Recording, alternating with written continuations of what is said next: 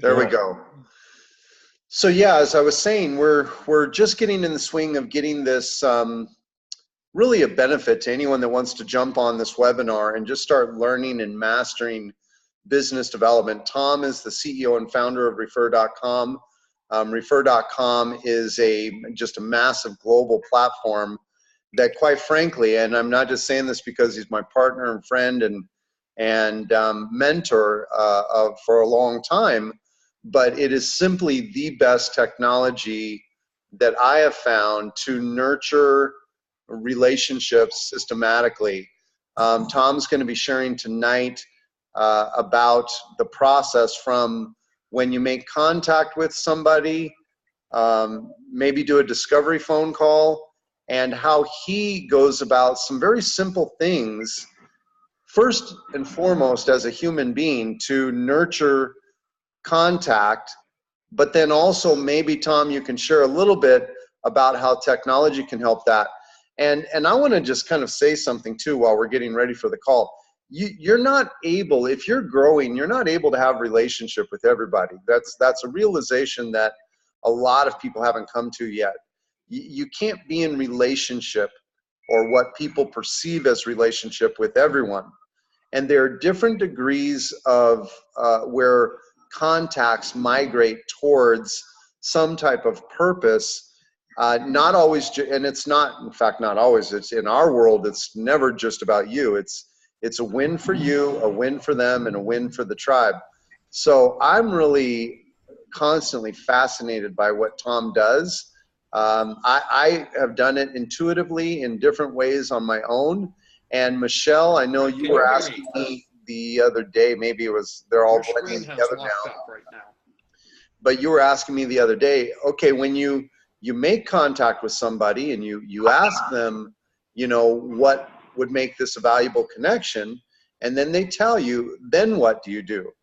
Well, I think Tom's going to address a lot of that tonight. So we're going to have a lot of fun. And, you know, I think we should always honor the time. And Tom, if you're ready, I've got the record button on. So we can welcome everybody, and you can go ahead and take over the show, my friend. Do we still have you? Hey, Derek. Good to see you, pal. Hey, it's good to see you too. Glad you're on board, man. Absolutely. It's a now, privilege. where are you? What city are you in? I'm in Tulsa, Oklahoma. All right. We have people from all over tonight. It's wonderful, wonderful. Tom, is your, let me know when you're back, my friend, if you can hear me.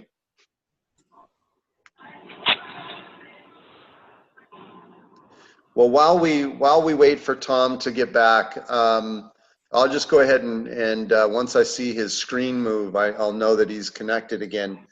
But, you know, Michelle, you asked the question the other night. And again, this webinar series every Thursday night, it's Thursday night, right? Yeah, every Thursday night at 5:30 Arizona time, we're doing a half hour on mastering business development. Tom built multiple global companies off really the idea and concept of nurturing relationships systematically. You know, I've had tremendous success building large companies, other people's companies, and then as a consultant myself, being able to monetize consulting, you know, to a high six-figure within 90 days, really based on our experiences and best practices. We've put together a program called the BizDev Pro. This is a free webinar just to be able to introduce information to people so that they can experience some of what comes from our mastery program.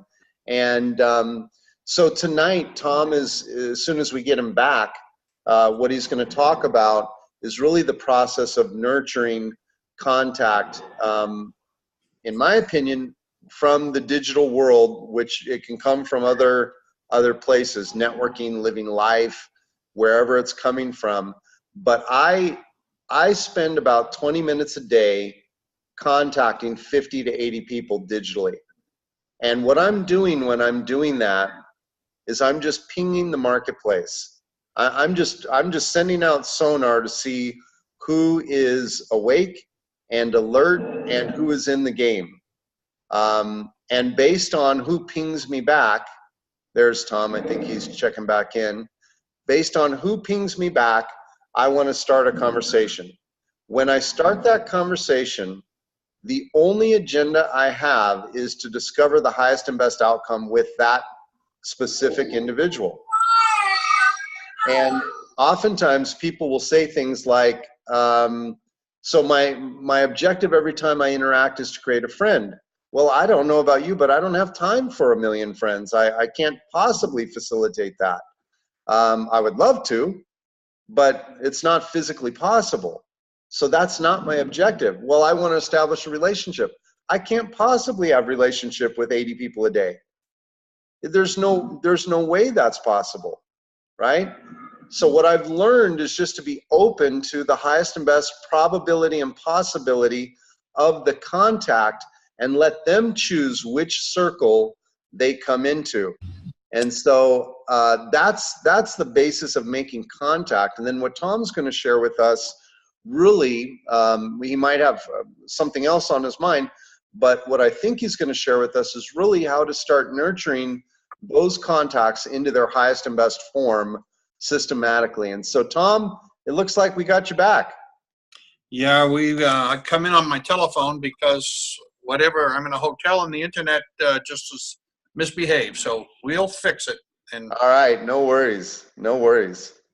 Well, the floor, or I should say the screen is yours, my friend.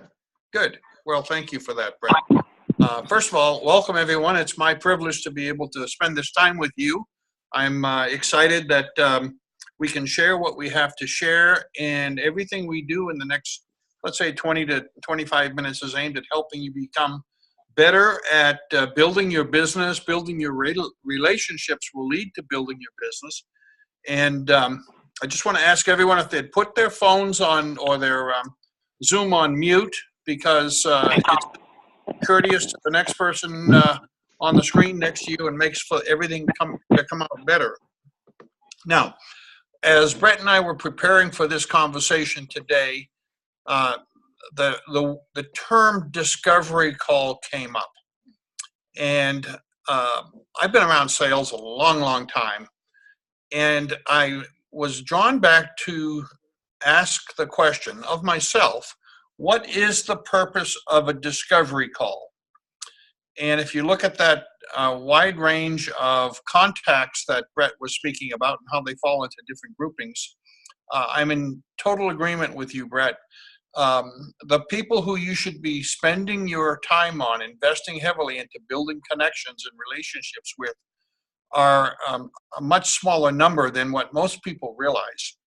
What we found, and as you know, my background is helping professionals get new clients by building a solid, systematic, repeatable referral process. What we found is that with an audience of just 30 people, you can fill your sales pipeline to the level that you couldn't imagine. It's just an enormous flow of new opportunities with the right people.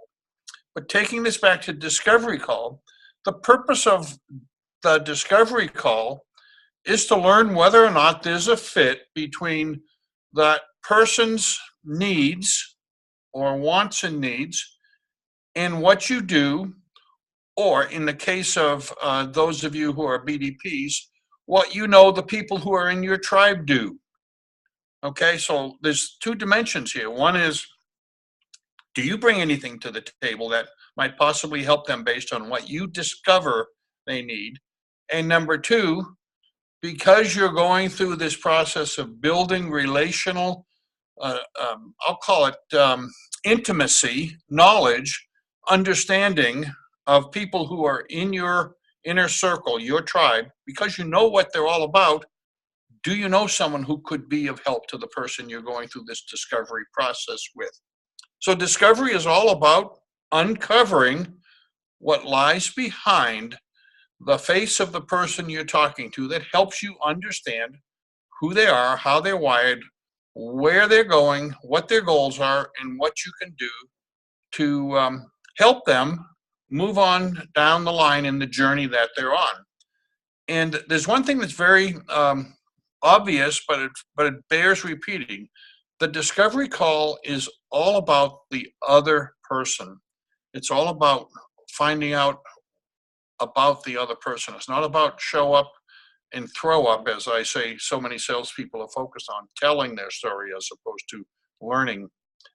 So if you ask about the who should be the people you're focusing on in your discovery call, smaller number.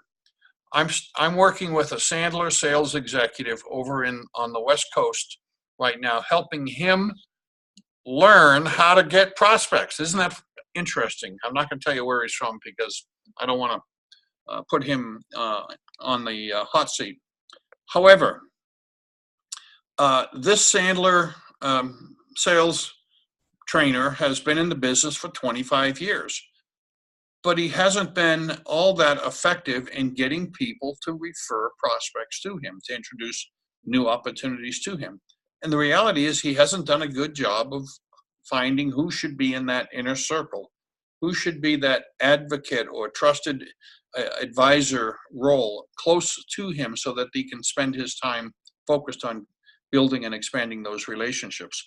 And so as we're taking him through the process, he's going through aha after aha of how he could have been doing it differently so that the people who get into that inner circle really become connectors for him.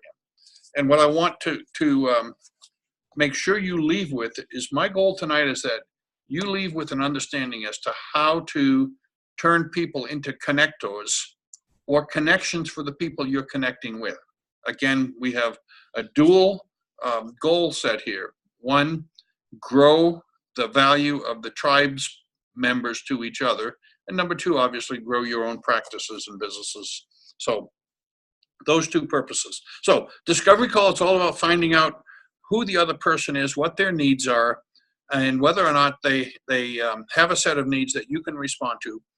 And then to turn those that are appropriate into prospects, either for your tribe members or for yourself. The only way you can do that, the only way you can move someone from the outer ring to the inner circle, if you will, and I'll keep using these analogies interchangeably, is if you become focused on who that person is and get through the discovery process in a comfortable, complimentary way. The goal is to find out, are they qualified? Are they a potential tribe member?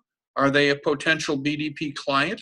Maybe are they a potential BDP? All of these questions apply when you start. So what you have to do in order to accomplish or get to the answer of those questions is you're going to add value into the relationship. Now you add value, as I've learned, by being someone who builds a highly engaged relationship. In the BDP University, we have a document all about engagement and the importance of engagement. In fact, I think the title is Don't Forget the Significance of Engagement. We've been through a lot of research in refer.com. We serve millions of users all over the world. And in our dealings, we've come to find that if you maintain or build and maintain a highly engaged relationship with a connector, with a tribe member, with a prospective client or a referral source, that highly engaged relationship has almost a 100% outcome or result in doing business or referring new business to you, almost 100%. I'll talk about how you get engagement, what you do in a minute. But I want you to be knocked over by the fact that it's 100% if you keep in touch and stay in touch and make it about the other person. But if you don't focus on maintaining that high level of engagement, the incidence of getting connected, getting introductions, referrals, falls to below 7%. 7% versus 100%. So that argument alone, that result alone, makes the argument that there's no real value or benefit in shotgunning your approach to building your inner circle of connections. There's no value. Focus on a few, spend your time with that group of people, stay in touch, keep in touch, And as a result, you'll turn those relationships into strong referral connected relationships for you. We've seen it year after year. The research backs it up. 7%, which let's call it zero, versus 100%. That's the distinction. Now, how do you do that?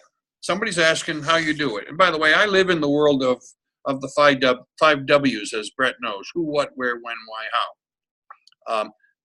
The how you do it is in terms of maintaining this highly engaged relationship where you're focused on the other person, where you're focused on adding value, is a series of continuing contacts with that person that is intentional, that is repetitive, and that is what we call a giving relationship, where you're bringing something of value to that individual. That highly connected relationship is something that should be happening every 2 weeks. If it goes to 3 weeks between connections, you're stretching it out. Every 2 weeks to a small group of people. And as we train professionals all across, well, intimately all across the US, where we can reach them within their time zones, but literally across the world, we say, you give me 30 of your A-list, your inner circle, and we'll talk to them once every 2 weeks. And in 6 weeks, we're going to have 25 of those people wanting to introduce you to new business every 2 weeks, with that every 2 week frequency of connecting, with reaching out and making a connection. We call that a touch, getting in touch or keeping in touch. Every 2 weeks, a touch to that small group will fill your sales funnel as full as you could possibly hope for. And someone's going to argue that, well, gee, I could do that with 100 people. Well, you think you can, but if you start out on that journey, you'll never complete it. I'll tell you right now, you'll never complete it. It's just you'll get so busy that you're going to start missing the people that really are most important to you. Okay, so how do you keep in touch? First of all, in order for me to build a relationship with you, I'd better learn something about you.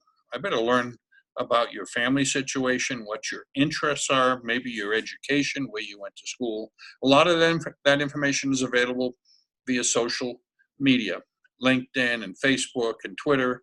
So the more I take that small group of people, let's say the 30, and connect to you via social tools, then the more likely it is that I'm going to know what you're talking about. I'm going to know where you went to school. I'm going to know what papers you may have written, what groups you belong to, what you're posting on, where your next vacation is. Brett's heard this story. I'll never forget the time I found out where one of my prospects was going on vacation, and I sent them an email before going, and in the email gave them a web link drawn out of Yelp to one of the best restaurants in that destination. And that prospect became a client. He told me he wasn't going to buy, he's going to think about it for a week as he went off to play golf with his wife. And before he left, he called me and said, no one's ever done what you just did. Let's get started. True story. I can give you dozens of those types of stories. Okay. Every 2 weeks, get in touch, keep in touch, make it about them. And by about them, whenever you reach out and make a contact to someone, always bring something to that contact that is personal, that's relational. So if I'm calling on you for a business appointment, it's going to always include perhaps an article about one of your other interests. Why? It just adds to the conversation. It makes it easy. If you've been through any kind of sales training program, and I would guess many of you have, the very first step in the sales training process is to create the trust or eliminate the caution or distrust that's at the start of a relationship between two people. Well, how do you do it? You do it by going through making it about them, creating conversation around something that's of interest to them. Okay, now, I promised you how to do it. There are today 5 ways to do this that are most effective. First of all, we all use email. It's so easy to reach out and send a quick note to someone and attach something to that note about them that would be of interest to them that doesn't relate to your product or your reasons for wanting to build a business connection with them. That's simple. But all too often we depend on email and we make it our only mechanism. You got to mix it up. I tell you, I never make a phone call, and I do a lot of phone calling, but I never make a phone call and get voicemail and hang up when the voicemail comes on. Why waste your energy? Don't even start if that's what you're going to do. Always leave a voicemail. If I were calling Brett and I got his voicemail, what I would do is say, "Hey Brett, I was just thinking about you and I wanted to drop you a quick call and find out how you're doing." Now, I'm not calling him to ask him about when he's going to buy from me or when he's going to introduce me to someone.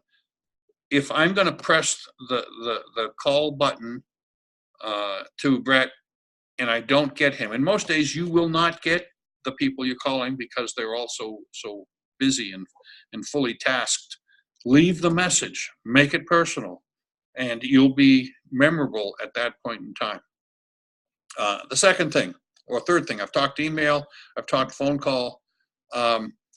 The most effective means I've found, and by the way, I use this for cold calling, by the way, to break into a new relationship where I think there's a high value prospect, is to send a personal note, handwritten. That personal note is, again, all about them. It might go out and say something like that, like this. Hi, Brett. I was recently talking with Derek Smith. I just saw Derek's name on my screen here. Hey, Derek. I was just talking with Derek Smith, and he was telling me about your success in building your company and suggested that we should get together and talk. I know you're busy, but I sure would like to reach out and get back and us plan a few minutes for coffee when we get together. However, it's all about paying a compliment and bringing a third-party reference in. Now, I can tell you that for total cold calls, I can make 2 phone calls and send 1 personal note, and 90% of the time get in the door, get invited in the door. And when I get invited in the door, it typically comes with an apology for the person not responding to my emails. Seen it over and over again. Why? Because people don't do that. When you do something that people don't do, you stand out. The principle of scarcity, as I've taught so many people, when you want to make yourself visible in the market, do something that no one else is doing. And that something in this case is a handwritten personal note with a real stamp.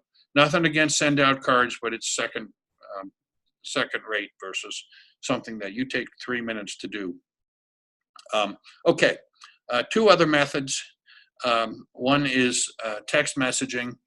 I love text messaging, but I love it to give. I don't love it to simply look for an appointment or look for something. And as Brett knows, I utilize a tool we call the appreciation exercise. We passed that out to a few of our BDPs, but the appreciation exercise is an amazing way to give someone a connection or rebuild a connection that you've let pass.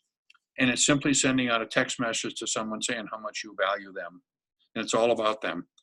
And I got to tell you, if you send out 10 text messages to, excuse me, people you're trying to get in touch with, and it's all about paying them a compliment and telling them how important they are, you're going to get a call back from 7 or 8 of them within 24 hours. Seen it over and over and over again. Brett, I don't know if you have that document in a BDPU, but if not, we can put that in there for people to use. It's an amazing exercise that I've seen take relationships that have really been strained and rebuild the bridges to them. Now, the last one is my secret weapon. And I've only got a few minutes left. We're going to go to questions, but this is my secret weapon.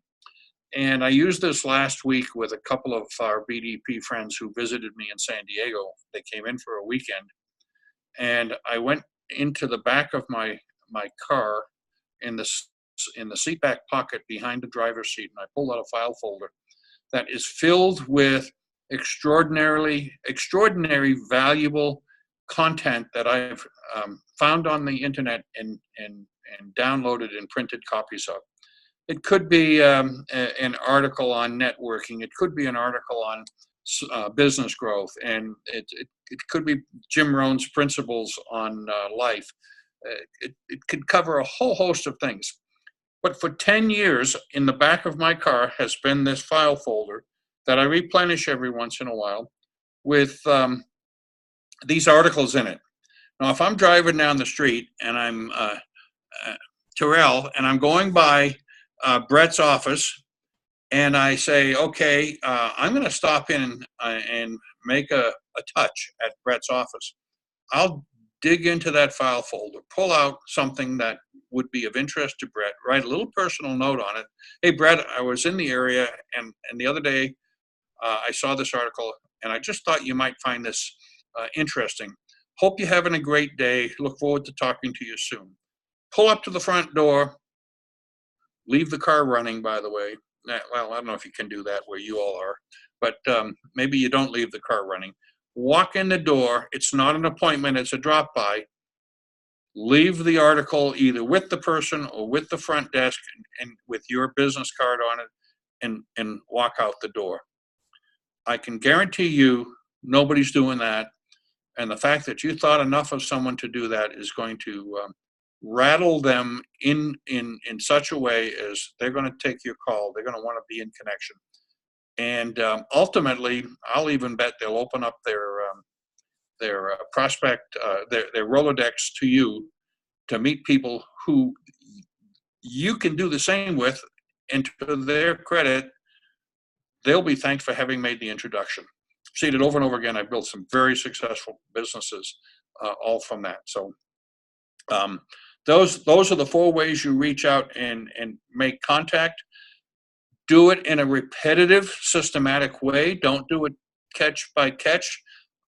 My company built software to make that happen, make it easy to do, and to remind you when you should do it. I'm not going to advertise our software more than to say it's there at refer.com. And today we serve about 5 million professionals worldwide. But if nothing else, start tomorrow. Find your top 20 to 25 and start tomorrow. And I'll guarantee you in 2 to 3 weeks, you're going to see fruit start to come, seeds you're putting in the ground starting tomorrow. So, Brett, I'm going to stop there and let you moderate questions since I'm doing this through a cell phone. Well, fantastic, Tom. That was very, very rich. The basics, the simple stuff always really is the gold. Guys, I think what Tom just said there, if each of us did that for the next 30 days, Tom, correct me if I'm wrong, but if we took 20 to 30 people that have migrated towards our inner circle and did that over the next 30 days, so that'd be 2 touches, right, Tom? 2 touches, yes. 2 touches in the next 30 days. In one of those 5 ways that he suggested, I bet it would absolutely change our month over last month. I'm certain of it. Oh, I'm 100% certain of that too. I'm 100% certain of it. I'll give someone a written guarantee. How's that? Fantastic. I pretty much put it in the chat. So guys, I put a lot of notes in the chat, but yeah, let's go ahead and open up for questions. So just unmute yourself if you have a question. If not, go ahead and stay muted. And try and keep your questions kind of short and bulleted so that we can get through a couple of them. But go ahead.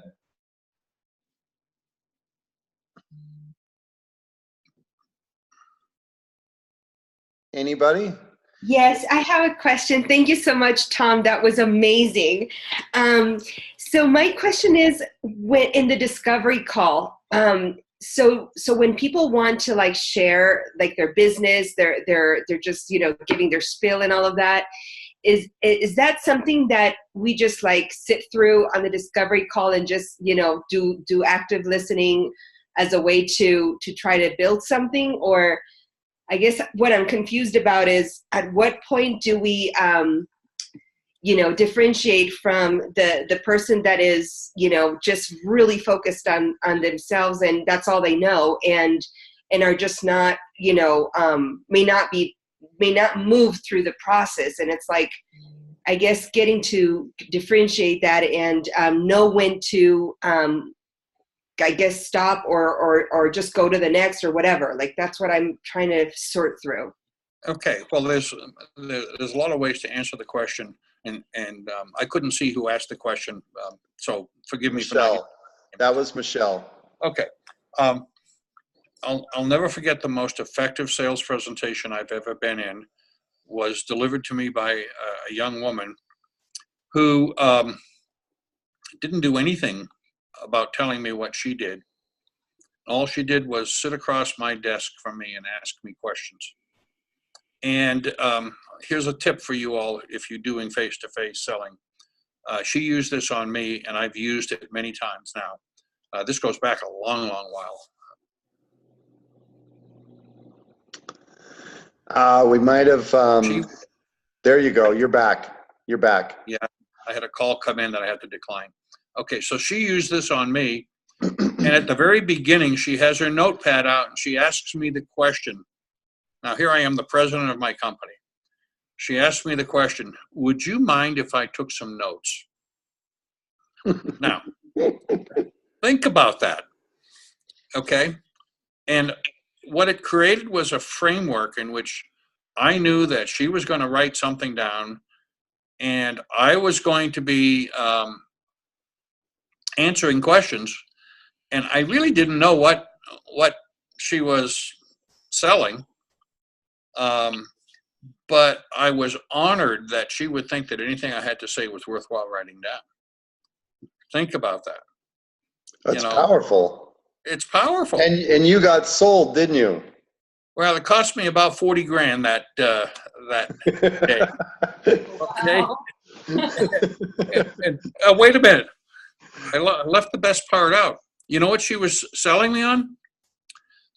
This was a sales woman from Wilson Learning selling training programs. The training program was called Counselor Selling. Wow. Okay. Came into my company as a result and trained my sales staff, and we built a hell of a big company around that and some other good things. Okay, Michelle, the question is, there isn't a clear time when you go from the person you're meeting with answering questions to now it's time for you to tell your part of the story. There's no magic to that evolution, because in discovering, you're first trying to see if there's a fit. Well, even before that, you're trying to build rapport. So build rapport, identify needs, see if you can get uncover or discover a problem, because people buy because they have problems. As you go through the discovery of the problem, is there a fit, or do you know someone who is a fit?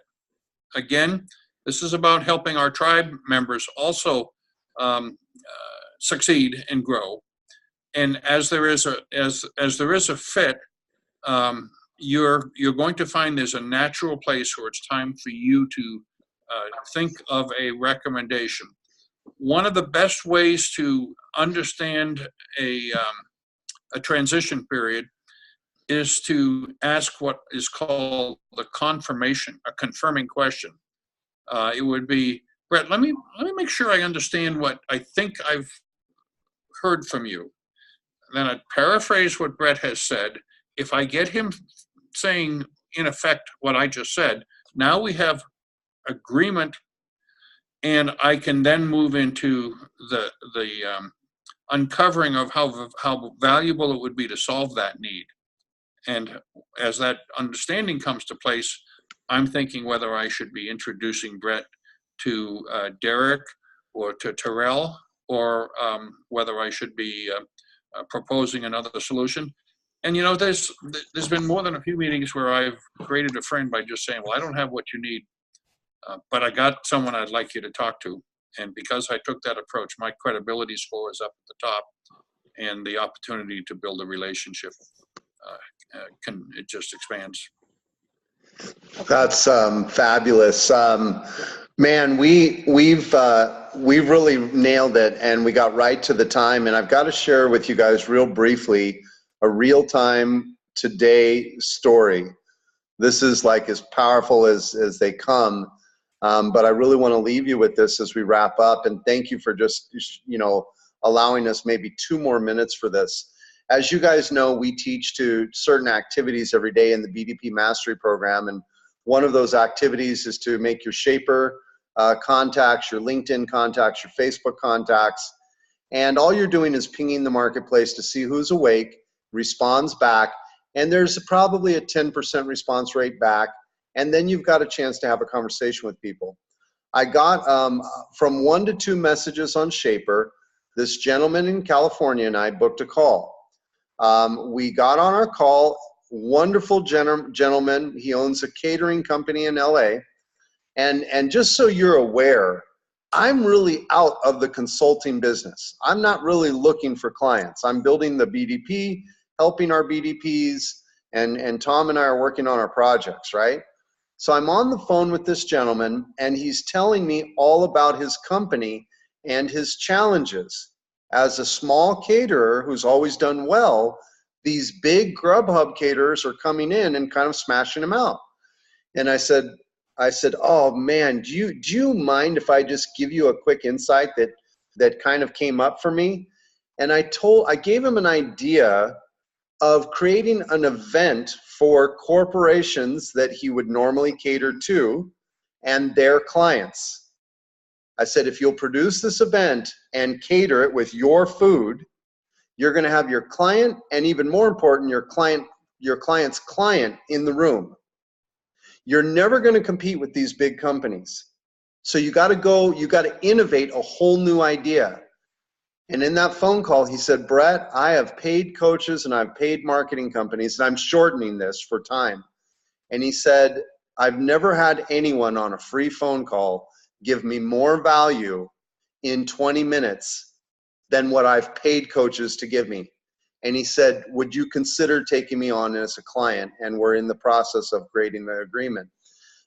That's from Shaper contact to consulting client in 1 phone call and 2 messages. And it's all about tailoring insight and education or resources or connection or referral, like Tom had referenced. Guys, I'm not even looking for clients and they keep coming up. So how much more when you're intentional about what you're doing with every contact and doing it properly or accurately, as Tom described, what you can create. I mean, that's the kind of stuff that, as simple as these things seem, they're so potent. And Tom, you hit the nail on the head. The reason they're so powerful is because no one is doing it. Exactly. Yeah. Excellent story, Brett. Excellent story. Thank you. Great job, Tom. Guys, I hope you got a ton of value. I know I did. We've got this recording. It'll be posted into the BDP private mastermind group and in BizU, so you can access it again. And any of you that were on the call, if you have any questions about who we are and what we're doing, just feel free to reach out. You're connected to us somewhere. That's how you found this webinar, and we'd be happy to answer any questions. Tom, any last thoughts? No, just thank you, Brett, for the courtesy of having me speak tonight, and I wish you all success. Anybody has any questions, reach back to me via Facebook, and we'll be in touch. Awesome. Thanks, everybody. Yeah, Derek, you had a question? Let me, let's see here.